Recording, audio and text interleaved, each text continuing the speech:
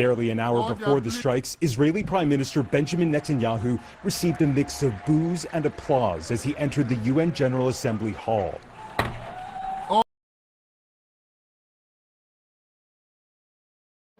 அஸ்ஸலாமு அலைக்கும் வரஹ்மத்துல்லாஹி வபரகாத்துஹு. அன்பிற்குரிய சகோதரர்களே, ஏக இறைவனின் அமைதியும் அன்பும் உங்கள் மீது உண்டாகட்டுமாக.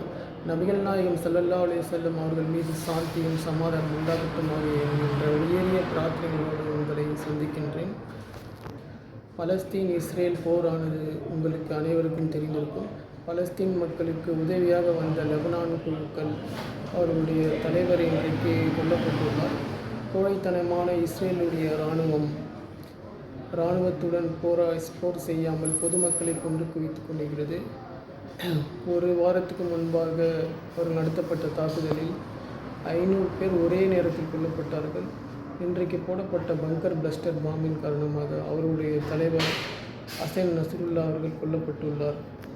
இஸ்ரேலிய ஆக்கிரமிப்பு பயங்கரவாத இராணுவம் என்ன நினைத்து கொண்டிருக்கிறது என்று சொன்னால், இவர்களுடைய தலைவரை கொல்வது மூலியமாகவும் பொதுமக்களை அழிப்பது மூலியமாகவும் போராளி குழுக்கள் தங்களுடைய போராட்டத்தை நிறுத்தி கொள்வார்கள் என்று கனவை காண்டு கொண்டிருக்கிறார்கள்.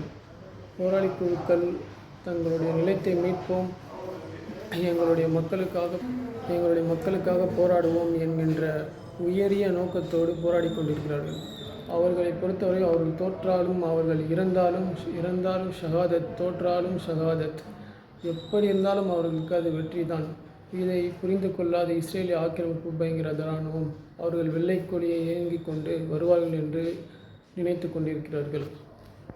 ஒருபோதும் லெபனானுடைய ஹிஸ்புல்லா அமைப்பு ஒருபோதும் அந்த ஒரு வெள்ளைக்கொடியை தூக்காது. ஏனென்று சொன்னால் 2000 1994 2006 நடந்த அனைத்து போர்களையும் ஹிஸ்புல்லா வென்றுள்ளது. இந்த முறையும் இன்ஷா அல்லாஹ் வெல்லும். இன்றைக்கும் நூற்றுக்கணக்கான தாக்குதல்களை இஸ்ரேலை நோக்கி வெளியிடப்பட்டுள்ளது. இதை அல் ஜசீரா என்கின்ற ஒரு உன்னதமான ஒரு சேனல், உண்மையை சொல்லக்கூடிய ஒரு சேனல், நமக்கு அனைத்து நியூஸ்களையும் கொண்டு வந்து சேர்த்து கொண்டிருக்கிறது. சில போலியான ஊடகங்கள், இஸ்ரேலுக்கு வால் பிடிக்கக்கூடிய ஊடகங்கள் இஸ்ரேலை மட்டுமே உயர்த்தி பேசிக்கொண்டிருக்கிறது. அப்படி பேசக்கூடிய இஸ்ரேலினுடைய லட்சணம் இன்றைக்கி ஐநா சபையில் வெளுத்து வாங்கப்பட்டுள்ளது. இன்றைக்கி ஐநாவில் US அசம்பிளியில் பேசிய இஸ்ரேலினுடைய பிரைம் மினிஸ்டர் பெஞ்சமின் நெத்தன்யாகு பேச தொடங்கும் போதே பல நாட்டுடைய பிரைம் மினிஸ்டர்கள் அவர்களை பெஞ்சமின் நெத்தன்யாகு அசிங்கப்படுத்தும் விதமாக, பெஞ்சமின் நெத்தன்யாகுவை கேவலப்படுத்தும் விதமாக, அவமானப்படுத்தும் விதமாக அந்த சபையை விட்டு கலைந்து பிரிந்தார்கள்.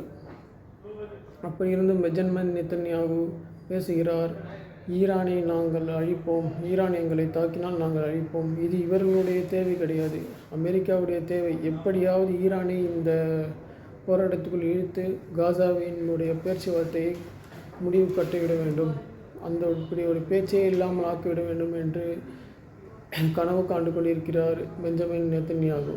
ஆனால் ஈரான் புத்திசாலித்தனமாக இந்த போரில் நேரடியாக இணையாமல் லெபனானுடைய மக்களுக்கு, போராளி குழுக்களுக்கும், ஹமாஸுக்கும் உதவி செய்து கொண்டிருக்கிறார்கள்.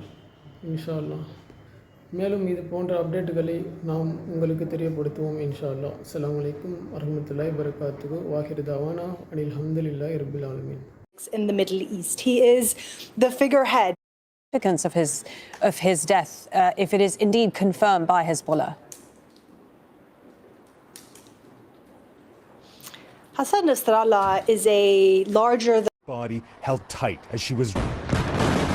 This is the moment Israeli fighter jets bomb Beirut. Deafening explosions as huge plumes of smoke engulf the skies above.